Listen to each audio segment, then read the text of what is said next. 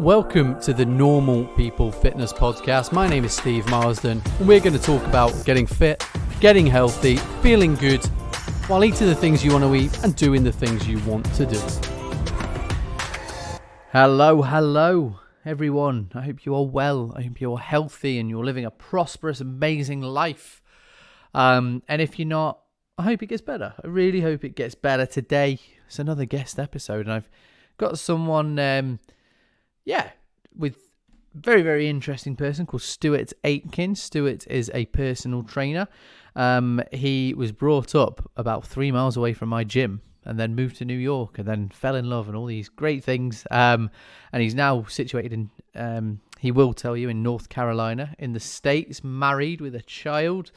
But yeah, Stuart not only is a personal trainer, has worked with a lot of amazing people, he also runs a podcast, the Lift the Bar podcast, and this is for a company called Lift the Bar, who I rate very highly. They help personal trainers train people better.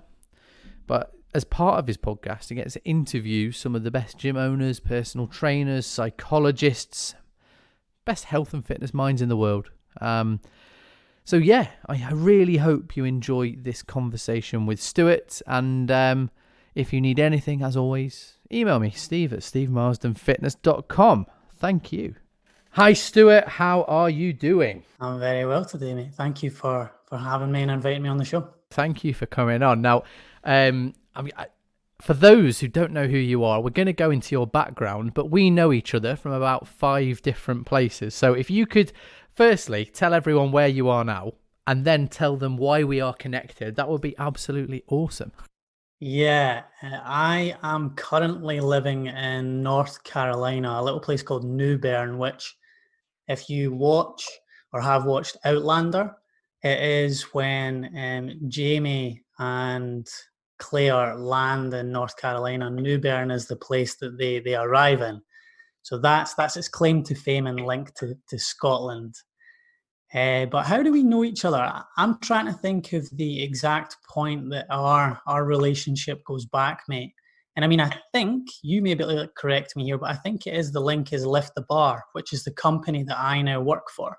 Is that the link you've got? So the first link is Lift the Bar. Yep. The second one? The second link is probably the fact that you train my mum and my sister, who... especially my mum, basically you're like a second son in some ways. And every time we catch up now, you're part of the conversation. And you've done a great job with them. And I know they love the gym. So that's the second link. You said 5 links. Yeah, it's probably not 5, but it feels like 5 because obviously if I'm talking to your mum and your sister about you, and then I'm talking to maybe someone online who runs a gym and we're chatting, and then I listen to your podcast and then you're interviewing someone that I know. It all feels very intertwined. The world is a very, very small place. And I think the crazy thing is that my gym in Livingston is probably 3 miles away from where you grew up. And now you're all over the world, and yeah, it's just very crazy and a bit, small world. You're telling me. Yeah, I often think back to the fact that I grew up in this little place, and I miss it. Like I truly do miss. I miss pubs, like proper pubs, because they aren't the same over here. Like an old man pub is what I like. I grew up in that. I'm a big Hearts fan, and a pub. I know there'll probably be a lot of people that reacting like that just now, but anyway, aside of the Hearts fan thing, I grew up going to pubs and getting like a pint of Tennent's and having the locals within the pub. There was always a couple of mental people. There was always somebody who was pretty good at karaoke. There was always somebody who thought they were good at karaoke but really wasn't good. I miss that. I really do. I miss square sausage rolls. On about the things that I miss, but I don't think this is the angle that you want to go down with this podcast, mate. Do you know, I mean, for all 9 listeners in the future, this number goes up every single episode because obviously I'm making progress, but for all 9 of you that are listening in the future, we are in the middle of lockdown from coronavirus, and to be honest, I think a lot of people are missing those little things that they don't have access to. And I suppose that because geographically you're from Scotland, there's a lot of things you miss from Scotland. I don't think you're alone in sort of that identification that you may have taken certain things for granted. 100%. Yeah. It's definitely something I think a lot of people are realizing about lockdown. And I mean, Scotland's starting to shift itself out. America is not, specifically the part of America that I'm in. Like, I moved from New York and I spoke to a client last week and she was like, really, sure, you're just chasing the virus Yeah. across America because the South is just starting to get hit, whereas the East Coast in New York has gone through its really bad stage. But yeah, there are so many little things I think people are realizing now that they miss. And I think one of the things that I hope a lot of your listeners are missing is going back to a gym, for example. I think a lot of them are. I do get messages and things, and I have done my best to get gyms open. But for a lot of people, I think that the disruption of coronavirus, the disruption to their own routines, has actually had to have a profound impact of how they exercise and do all these things. That actually brings me to a good point: is that you yourself have had a bit of a change of circumstances in that you now have a new family. So if you could, yeah, tell a little bit about your family, how that's affected, because I think people could take a lot from the disruption of change of coronavirus to, yeah, a change of circumstance like having your first child. I mean, we as a family, my wife and I, we she gave birth in December to our son, so we've got a 7 month old, and that was obviously prior to like the virus getting to the stage that it got to. So when he was born, my life was already uprooted in terms of I was less consistent at the gym. I was getting a lot less sleep, and like we both know how much sleep impacts things like your appetite and your willingness to make good choices and your ability to cook and your want to just look after yourself. So my life was already a mess in that starting point of the year because of my son. Shout out to Lachlan. Big shout out to Lachlan when you listen to this when you're 8, mate. Yeah. 8? Podcast when he's 8 years old? 18. Yeah, I'm sure I can get this onto Fortnite or whatever the game of choice is for children at that point. But yeah, cheers, Lachlan. You ruined your dad's life. Yeah, he did. The first few months. I'm not going to sit here and say that for the first few months of his life that it was magical. It was not magical. There is no two ways about that. It is brutally tough on any new parent and any person who has done the stay-at-home schooling thing with one kid, any more than one. My God, like a day. I have done, Stephen. I've worked in supermarkets. I worked in pubs. I worked for a call center selling security systems. I've been a busy personal trainer. I've done like my easy job just now, which is pretty easy. I work from home. Looking after a kid full time is the hardest of the lot of them. It it is an incredible, like I've never had so much to go back as a personal trainer now and think about the parents that I worked with. And I would say things like, we need to get you up to 8 hours sleep. And I'm like, Stuart, you're an idiot. There's no way if you've got kids that are young that you can expect to get 8 hours sleep and maintain your work and maintain some kind of relationship with your partner and your family. Like it is tough. So going back to your question, because I know I've tangented away here. Yeah, like my life has been turned around. And when it comes to like nutrition and exercise, nutrition wise, personally, I always have pretty similar things that I just go back to. I tend to skip breakfast for a protein shake. I'm always okay in the morning. I always leave a bit more room at nighttime because I know that my trigger, my red zone time is in the evenings. That's when I want cereal. That's when I want ice cream. That's when I want Haribo's, chocolate, whatever it is. When I'm sitting in front of the TV, that's the food I go to. I know I'm not alone like that. Exercise wise, yeah, it's completely changed. I used to love going to the gym. That was my time away. That was where I worked on myself a bit. Now it's right. Lachlan's happy for 10 minutes and he's playing with something. I'll just do press ups and squats until he decides that he's not happy anymore. Oh, he's napping for half an hour. Great, I'll go for a quick run or I'll jump outside. Exactly. So it has changed in many, many ways. Think that a lot of people could probably empathize with that. I mean, becoming a father and not being able to do all the activities you used to be able to do, while the link's quite tenuous, it is like a lot of people. I mean, a lot of people can't go to work, they can't do the things they enjoy. So what they have to do is acknowledge that and then adapt and try and find different ways to do things and make the best of a situation where priorities have changed a little bit. And that brings us on nicely to a bit of maybe practical advice for people. I know that motivation is something I get asked a lot about. I just can't get motivated, etc. And you've done a lot of research and are very passionate about a subject about how to help people succeed. So could you tell us a little bit about how you like to help people succeed and the principles behind it? Talking about a theory of motivation that exists called self-determination theory. And this sounds complicated and fancy, but really what it boils down to is that often as people, we think that we want to get more motivation, and we have days that we're a lot less motivated. And what this boils down to essentially says that actually what we want to try and do is develop better forms and better quality motivation. So we have in the fitness world, we would have something like extrinsic or amotivation. Amotivation is just where I'm like, meh, I'm not bothered about my health or my exercise habits or nutrition. And extrinsic would be where we are saying, I am exercising because the doctor has told me to, or because my partner has told me that I'm fat. So I'm training for reasons outside of myself. And what we want to try and do over time is maneuver ourselves towards better qualities of motivation. So this comes into something like intrinsic motivation, which is a really hard one to get to be truly intrinsically motivated, to be like, my reason for exercising is because I just love it. It's few and far between that you meet people like that.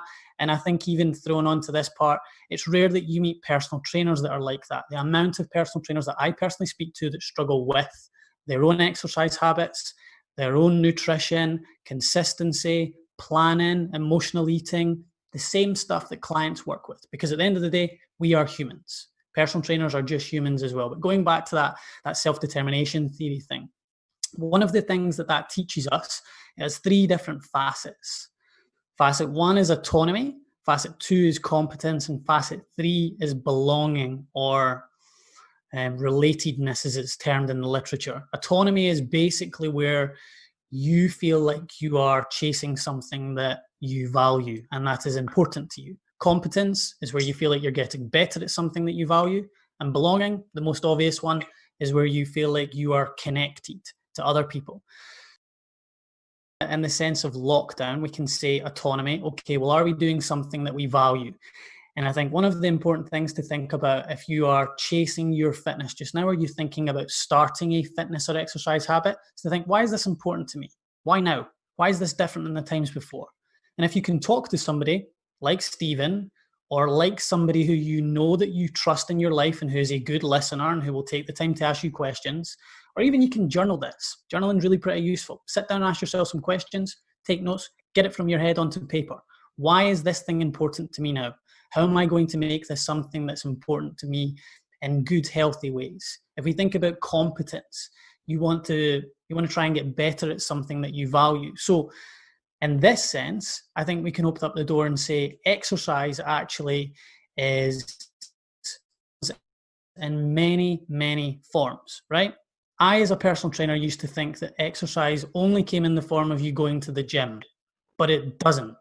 As a father now and a parent, it definitely does not. In order for me to maintain any sign of fitness and health, exercise does not involve me going to the gym, and it probably won't for the rest of 2020. So you can think to yourself, okay, well, what do I want to get better at in terms of exercise? And one of the ways that I often think about this is, what is like a kid did you like to do? I loved climbing trees. Loved it. Loved running around. So I do a bit of endurance where I go for a run. So I like it. I'm quite good at it. And I've incorporated some gymnastic stuff into my life because it's kind of like climbing trees in some ways. You can think to yourself, like, what do I want to get? Like, you could just say that you want to be able to walk a mile as quick as possible. You can say that you want to get your bike out and do a 20K as quick as possible. You can pick up a dance routine. You can join Stephen's gym and do like online home workouts. You could bring in a friend and do some socially distanced other form of exercise. Movement and exercise are such beautiful, varied things. And I think sometimes we place them into these little perfect boxes when actually there is that involves it, and it does not need to look like the gym or strength training or home workouts. It could look like many, many things. And the more we can question, or I suppose, relax our views on what exercise and movement needs to look like, the better. Because I often, like, I'm going, again, jump in if you want to, mate, but I think we often break exercise down and say that it is just this thing that's used for fat loss and calorie burning. Nonsense. No, it is not. Like, I think we ruin it. I think society has ruined it by saying that it is something like, I can't tell you how much I hate this government's drive to do this second wave of fat loss COVID thing that they're launching. Like, why are you doing that? Like, that ruins exercise for what it's amazing for. Like, it's not that good at burning calories. It's hard to burn. You can eat a Snickers and it's 200 or 300 calories. It takes a while to burn those calories off in exercise. And I don't want to say that to put people off doing it. It's like it's a waste of time. No, but if we can look at exercise and say, does it have benefits beyond just calorie burning? Yeah, it's amazing for your physical health. It will bring down your blood markers. What about your mood? It's amazing for mood. There is nobody who is listening to this cannot think back to a time when they have been consistent with exercise and say, my mood and my mental health and my physical health was not a bit better than what it is when I'm less consistent. The mental health part, which me and you have spoken about a lot in the past, is huge. It has so many positive effects on long-term diseases. So I've gone off on a few tangents there, but finishing with that part of, I just think, like, one of my main messages as a personal trainer that I really just want to get across to people is, don't boil exercise and reduce it down into this thing is just all about fat loss and burning calories. It is so much better and so much more wide and varied than that.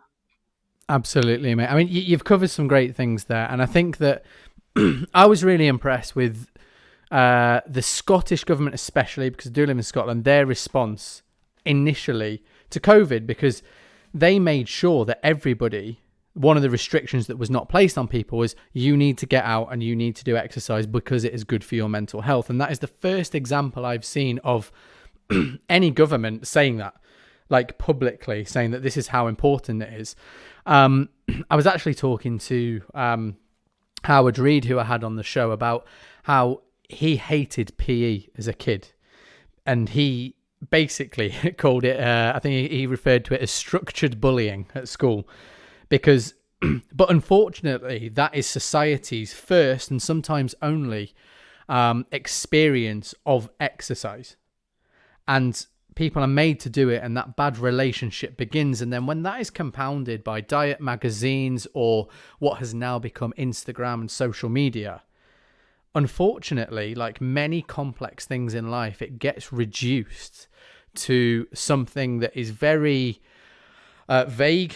It's very seemingly complicated, but also vacuous and completely aesthetic. And all of those things you've just mentioned there, like, are reasons people should move. And for a lot of the people who've been successful during this period with us, including your mum, including your sister, and for a lot of the people who I assume for when times get back to normal, if they have framed exercise as, this is the part of the day where I concentrate on myself, this is my time to have my space and get a bit of movement in and make sure that my head's in the right space, they're the ones who've succeeded. And what you've just described there with Lachlan and taking that 20 minutes when you can, because you know that will set you on the right path, is so important. And yeah, I think that conversation has to happen far more in our industry, far more in our industry, that it is not just about what you look like, but you'll know what you look like is what brings people into what we do, and then we have to guide them a little bit further and let them discover all the amazing things that exercise can do. Bit that's important to throw into this is there is nothing wrong with like having I have some days just now where I'm like, the only reason I'm going to do these push-ups and these squats and these pull-ups is because I want my arms to feel a bit better in my t-shirt. Like it's all about just giving myself a wee bit. Like I've had such a tough couple of days, or I've had a really brutal time of work, or whatever it is, I'm just going to give myself this little bit because I know that's going to make me feel better, and it's just going to give me a bit of momentum. So there is absolutely nothing wrong with like starting your exercise journey from a place of, I'm doing this because I'm kind of being forced to. I'm doing this because my doctor has told me that if I don't, I'm not going to see past 50, or I'm going to have to go on diabetic medication. There is nothing wrong with that. But if you can start to chip away at it a bit and give yourself little targets to start making yourself feel a bit more competent and like you're succeeding, if you can find a community, so you've got other people who are like-minded, who are talking about their problems and their challenges, so that you feel like you're not alone, and so that you can pick yourself up when things go wrong, because they always go wrong. Like it's better to have a plan than no plan at all, but every single plan has problems in it. Every single plan. And there are going to be days where you're like, can I swear on this, Stephen? Of course you can. You swear all you want, sir. Sorry, Mom, if you listen to it, but there are going to be days when you fuck up, because we're human. We sometimes we don't sleep well. Sometimes we just cannot be arsed. We don't want to have to do exercise. It's much easier to go, I'm going to watch another episode of Ozark or Outlander or whatever else you're watching on whatever TV service that you use now, because there are so many. Yes. But we have days, and we have time periods, and we have sometimes months and years. Like I am pretty resigned to the fact just now that as a new parent, I'm not really going to make much progress on many of my fitness goals, if any. I know I'm not going to have the time to like gain a load of muscle. I know I'm not going to have the time to get myself really, really ripped if I want to. I know I'm not going to be a half marathon or a marathon. I just don't have the time for that. And that's okay. You cannot. One of the guys that I really, really like, and I'm sure you like too, Stephen, most people do in the fitness world, is James Clear. He wrote a really, really book about habits. What's the book called? Atomic Habits. Atomic Habits, that's the one. But anyway, James Clear has this article, and he's the 4 burners theory. And the 4 burners are where you have your family, friends, you have your fitness and your health, and you have like your work. Point in time, have all of those burners turned up, because it's impossible to do that. You're just going to burn out. But you can have 2 of them pretty high up and 2 of them on low. So for me just now, high, work pretty high, health medium to low, medium to low, because I don't have any friends in North, and all my really good friends are in Scotland. A few of them are in New York, so I don't have any close people around me. But at any one time, you cannot have all of those things turned up to full heat, because you can't maintain that. So it's important to give yourself a bit of leeway and to be easy on yourself. And going back to that whole like fuck up thing, I think another big thing that, like, as a personal trainer, I always try to remind my clients of is when you have those little days or those periods where things go wrong, they are not car crashes, they're speed bumps. And we can move over them, and we can learn from them. We can reflect on them. But if you always view every single time that you go for the ice cream rather than the fruit, or you skip a day of exercise and you are absolutely brutal to yourself about it, it's going to be harder and harder to get back onto that. But if you can start to remind yourself that it's okay, it's human, people have off days. If you can ask yourself why it happened, and maybe give yourself some structure, so that means the next time that problem comes up, you're more likely to get over it. That's going to better suit you in the long run. Yeah, absolutely. And life doesn't go how we plan it. I mean, if anybody wants a bit of proof of this, go back to your Facebook or your Instagram, look at what you wrote on January the 1st this year about how this was your year and it was all going to be amazing, but life doesn't work like that. Sometimes you get a once in a century pandemic that destroys you and tests you and challenges you, but as long as you just keep plodding along, plodding away, rolling that rock up the hill, it goes like that.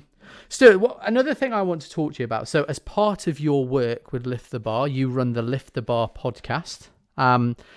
And you talk to personal trainers, gym owners, people who are entrenched in this crazy health and fitness world, and you try and extract from them all the tidbits about how to help people better.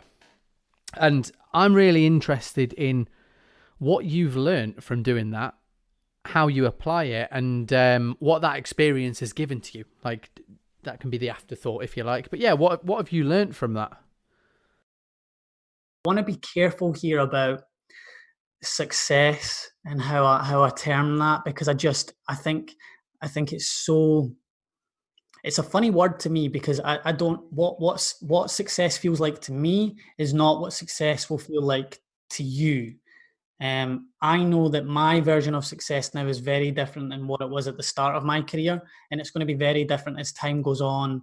And maybe we have more kids, or we move to other parts of the world. So that's something I want to be careful and say, because the people that I have spoken to, most people would say they look like they're successful, but a lot of the time they still have the same challenges that all of us do. They still have problems within their relationships. They still struggle to stay super consistent. They still have up and down days on their business. It's just that they have spent enough time in the trenches, I suppose, that they're able to lift themselves up and learn from what's going on. So I know that's not the best answer. Accidentally stumbled upon something here, because the way I see success, and let's talk about this as like how I mean this is, you talk to a lot of people who had a vision, an idea, and then slowly they just chipped away at making that happen. And that idea, I mean, the idea behind what I do is, and I've talked to you about this, and sometimes I get a bit carried away and I go up in the clouds, but like, I want to help people have a really dignified, healthy, amazing life, because it is finite. And the structure I've used to do that is my gym, is hopefully this podcast. And I suppose what I'm talking about when I refer to you talking to successful people, you are talking to people who had a vision, and then they chunked it up, created a structure to do it, and now they're living life on their terms in whatever moment we're in now. And I suppose that's what I mean, and that's how I'm defining it within this conversation. Because I do think it can be applied, and chunking it up and having a vision and then working towards it is exactly what people need to do. So the fact you've had the privileged, amazing experience of talking to these people, just wondering what insights you've got that people can apply. As you, again, echoing what you've said, they are the type of people who will set goals. Whether this is quarterly, yearly, weekly, monthly, whatever it is, they are the type of people that will break things down, their lofty vision goals, and go, how do I get there?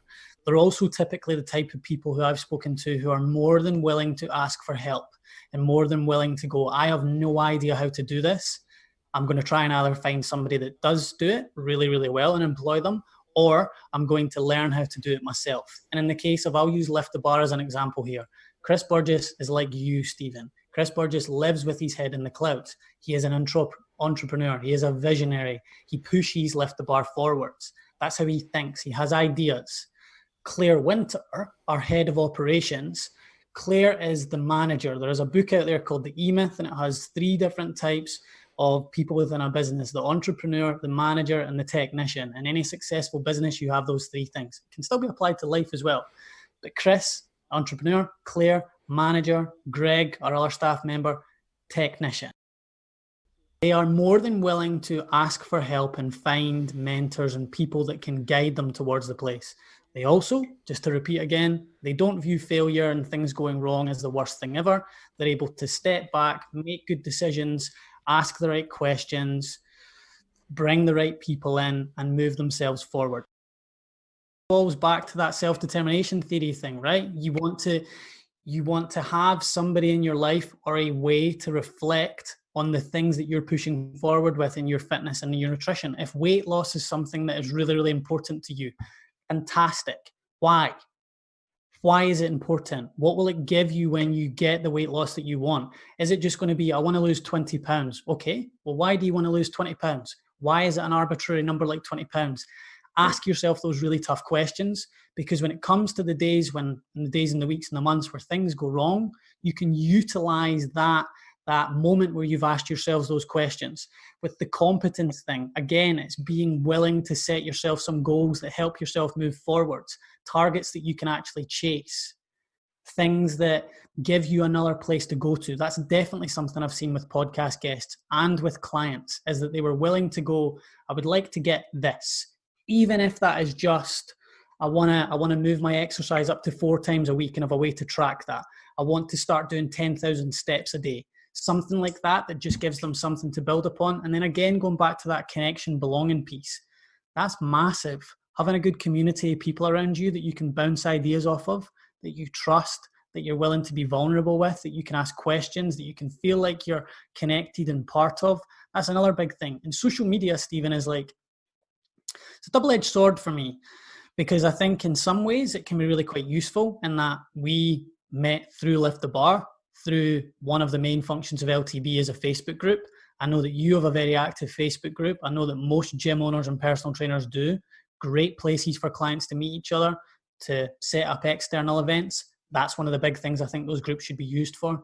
Also, I think there is a part of social media which massively affects people's mental well-being, because it is a comparison highlight reel. People don't put the fact that they're eating broccoli for dinner, or that in my case, their 7-month-old is just thrown up all over them, or won't sleep, or is having a meltdown. I don't talk about that. I might put up a nice picture of Lachlan smiling and looking like he's the happiest baby in the world.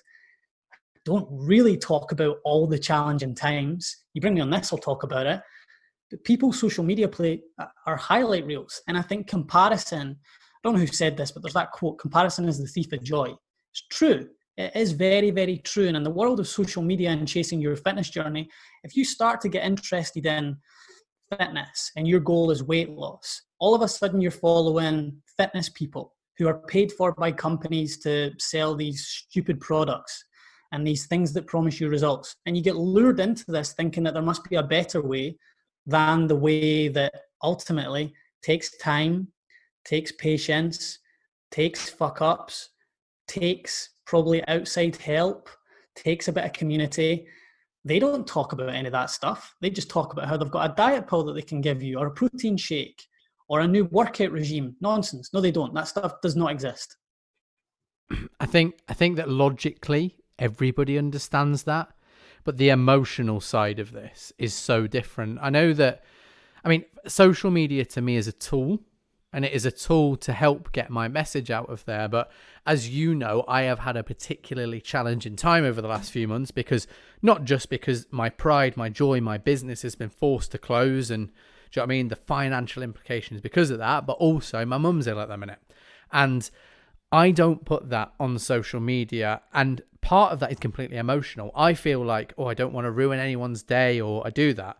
But then the inevitable consequence of that is that you just keep it inside. And I think hopefully as social media evolves, and as the Internet of Things evolves, and we as humans in our interaction with it evolves, we will become healthier with this. I think personally that the health and fitness industry should be regulated.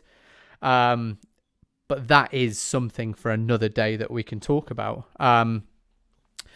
As a sort of last final part, I want to talk about how you see fitness going for normal people now, potentially who can't go to the gym, who can't do it, but also with the amazing availability of Zoom, of Facebook and stuff, and how you would encourage someone who wants to start fitness and a diet now, how you would encourage them to do it, let's say tomorrow. So yeah, how would you do that? And maybe 3 simple bits of advice for them, 3 little actionable things they can do to start their journey. I'll answer the first bit. I think there is every single gym that moved online in some form, like yours, or personal trainer now has that as a service option. So there is that is going to be something that is going to stay. And another part of the virus that I think a lot of people are forgetting just now is we don't know if there's going to be a second wave. California has just had to go from announcing it was reopened, all gyms open, everybody back in, to a period, I don't know what the length of time was, to completely close down again. 12 days. There you go, 12 days. We don't know if that's going to happen in Scotland or in some part of the UK. We really have no idea just now. So if you are sitting there as a person just now thinking to yourself, I would like to find a place for me in the fitness industry that doesn't mean I need to go into a gym. There's never been a better time because every single personal trainer and gym out there offers some form of service now. In terms of what I would say to somebody who wants to start tomorrow, I mean, one of the first things to always do in this situation is to talk to like your close friends and your family. Again, the ones that you trust, not the ones who speak shite. All of us have friends who speak nonsense. We all do. Don't go to them for your fitness advice. But if you have somebody on your friends list or in your close quarters who goes to a gym, or you know them as a person who enjoys exercise and has some way of doing it, reach out to them and see what they would say. Because if you can find a gym like yours that comes from referrals, which is one of the best ways I think to do it, we want to take, certainly for you, word of mouth marketing is great, but also we can typically trust what other people say. If they have found a community-based gym, fantastic. In terms of the diet element, what would I say to that? I mean, I'm always so biased in this because I think an external opinion on the way that you currently eat can be so useful. But even just to begin with, fill in a food diary, track your food in some form. Like, even if this means, I don't think you need to go to MyFitnessPal and weigh your butter and put in your slices of toast and your glass of milk. I don't think you need to do that, but just write it down. And then if you can look at it as a person objectively and say, okay, let's circle a few things there and say, what could I improve about that? Is there any parts? Could I include more vegetables in a couple of meals? Could I eat a bit more protein? Could I remove some of those evening snacks, which seem to be a bit of a problem? If you can do that, you'll start giving yourself some momentum and moving forwards. The other important part of this, I think, is having a way to track progress. And again, I'm biased here because I am a personal trainer, and I just think we can, even if you only see a personal trainer for a month and it's somebody that's like Stephen, great. Just go and get somebody to be that person that looks into the depths of, why are you doing this? Why is this important to you? What way are you eating just now? Where do you want to get to? Why is that an important thing to you? What have you previously done? Did you enjoy that? If you can have somebody that can help you navigate those waters and learn about your story, I think you're going to have a much better success rate. And if you're the type of person who's sitting there saying, I don't need a personal trainer, I can do this on my own, cool. Maybe take some of that stuff that I've said and start by just tracking your food and giving yourself some simple exercise habits to begin with. 10,000 steps, doing something every morning for 15 minutes, picking a couple of days a week and putting half an hour aside to do it. Something like that. Solid advice, and it echoes a lot of what I've said in the past. But yeah, you obviously know what you're on about, mate. You have got the Stevie G seal of approval. Well done. Qualification coming out in 2021. Yeah, only $8,000. Yeah. What's the plans for the future then, Stuart? Very quickly, like you've mentioned there, you're not going back to a gym in 2020. You heard it here first. But what's the plans for the future? It really depends. Like, if there's a vaccine that comes out miraculously over the next 3 to 6 months, fantastic. Then that will mean my life can go back to some form of normality. If not, as I said, me and my wife have basically written off 2020 as being in lockdown because, not getting political, but this part of America does not take the coronavirus as seriously as the rest of the world is, or as I think we should be. But anyway, whole other conversation for a different day. In the future now, I didn't plan to have a baby. I didn't plan to be married. Jenna's listening to this. We planned it, but it wasn't like I'm going to be married in 5 years, this is my plan type thing. So I don't really know, but I know that we have some very strong desires to travel throughout America. And when things are safe, we will be aiming to spend 3 months here, 3 months there, 3 months there, because we are in an incredibly gifted position in that both of us can work from home. We are incredibly flexible with our working hours, specifically me. I don't really have any commitments apart from running podcasts that mean I'm time dependent. So we would love to go and spend more time in different parts of the US.